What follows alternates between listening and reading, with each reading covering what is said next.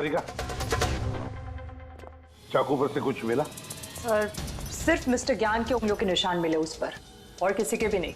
तो खूनी ने शायद दस्ताने पहन रखे होंगे सर, खून करते वक्त। मतलब खूनी खिड़की से कमरे के अंदर आया, फिर उसने संदीप को मारा और वो चाकू ज्ञान के हाथ में थमा दिया, और फिर लोग कमरे के अंदर आने से पहले ही उसी खिड़की में से भाग गया।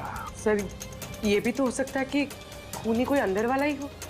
नहीं पूर्वी, घर में जितने भी लोग थे सर, उनमें से किसी के भी शरीर में कोई चोट या घाव का निशान नहीं था, और वो सूखा हुआ खून वो किसी बाहर वाले का ही है। लेकिन एक बात समझ में नहीं आ रही है दया, अगर खूनी बाहर का है तो उसे ये कैसे पता था कि संदीप ज्ञान जी से मिलने वाला है?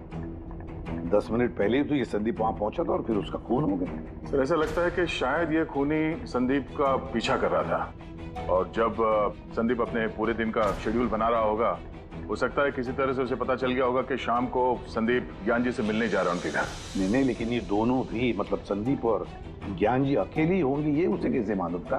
सर ये भी हो सकता है कि खूनी नहीं जानता हो, पर क्योंकि वो इनका पीछा कर रहा था, तो जैसे ही मौका मिला कमरे में घुस के मार दिया इन्हें। गया, जरूर कोई गहरी दुश्मनी थी उसकी संदीप के साथ, इसीलिए तो इसका पीछा ही नहीं छोड़ा उस खूनी ने। और बॉस, जिस किसी की भी संदीप जी के साथ दुश्मनी थी, उसे अप्लास्टिक एनीमिया था। ये अप्लास्टिक एनीमिया क्या होता है सर? पंकज, ये बहुत ही रेयर डिजीज होती है। ये बीमारी बहुत कम लोगों को होती है। इसमें इंसान के बोन मैरो और बोन मैरो के स्टेम सेल्स धीरे धीरे खत्म होने लगते हैं। खून के red blood corpuscles, white blood corpuscles और प्लेटलेट्स सब धीरे धीरे खत्म हो जाते हैं। अगर ये बीमारी बहुत रेयर है तो ये पता लगाना ज्यादा मुश्किल नहीं होगा कि शहर में ऐसे कितने लोग हैं जिन्हें इस किस्म की बीमारी है। Aplastic anaemia.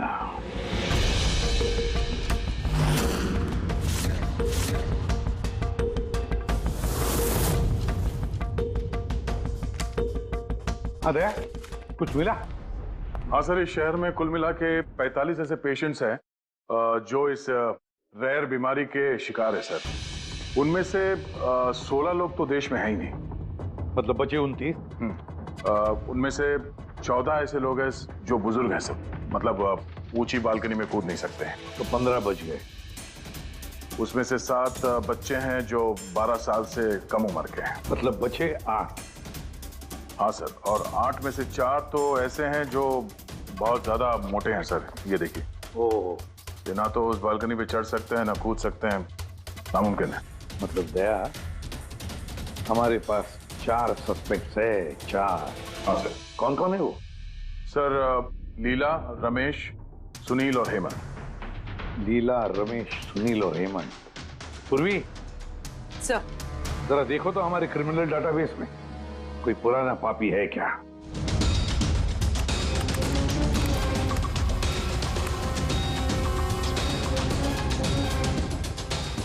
मिल गया, रमेश। चोरी, हाथापाई, लोगों को इंजर्ड भी किया है। तो रहता कहाँ ये?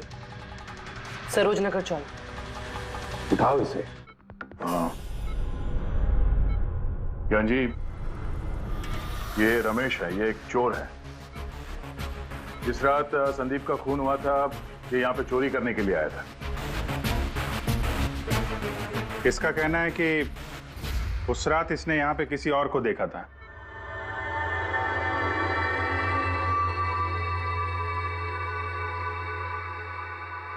रमेश, उस रात जहाँ पे तुम खड़े थे वहीं जाके खड़े हो जाओ। जी सर। सर मैं यहाँ से घुसा था और इधर आया और मैंने इधर देखा, और जैसे मैं यहाँ पहुंचा देखा संदीप यहाँ पर है। संदीप ने मुझे देखा, मैं डर के पीछे मुड़ा और वैसे ही लाइट चली गई। यहाँ खड़ा था तो ज्ञान जी ने जरूर देखा होगा।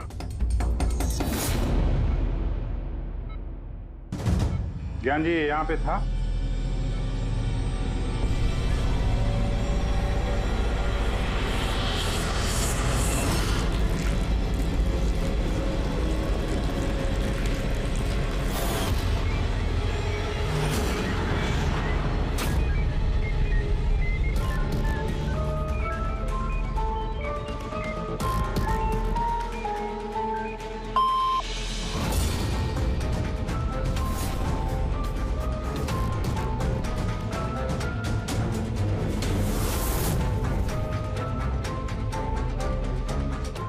क्या रमेश ने खून किया था?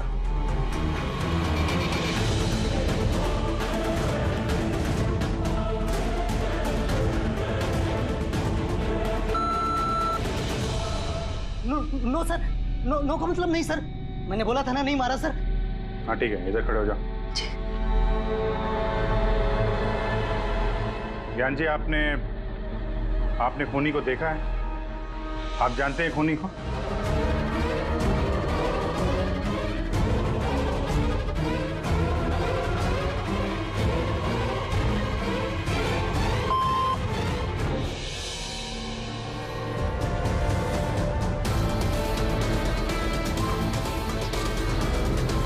क्या खूनी इस वक्त यहाँ इस कमरे में मौजूद है?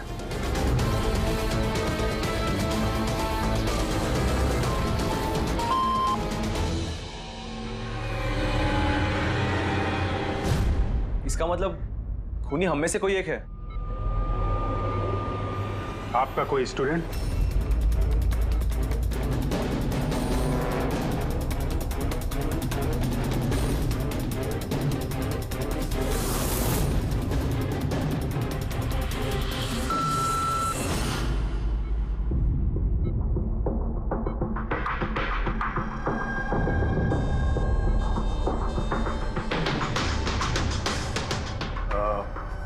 नर्स या वार्ड बॉय?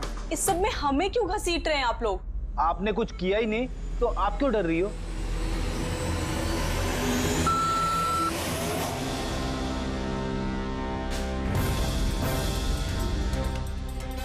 जान जी, तब तो सिर्फ आपके घर वाले ही बचते हैं।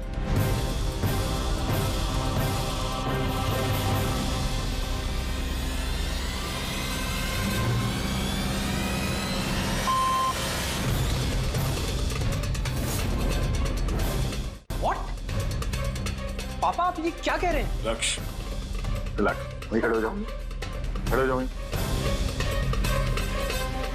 ज्ञान जी, क्या लक्ष्य खूनी है?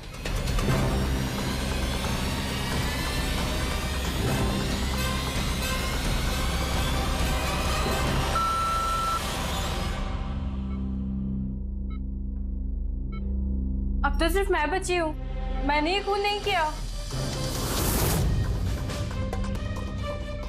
ज्ञान जी क्या रीना खूनी?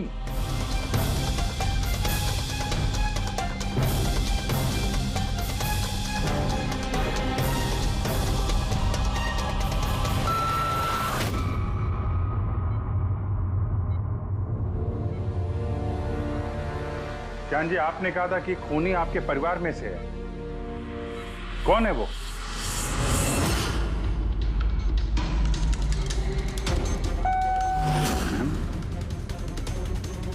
एम?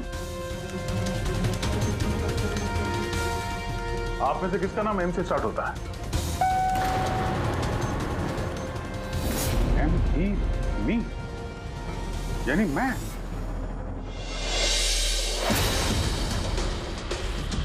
जान जी, आप कह रहे हैं कि खून आपने किया है?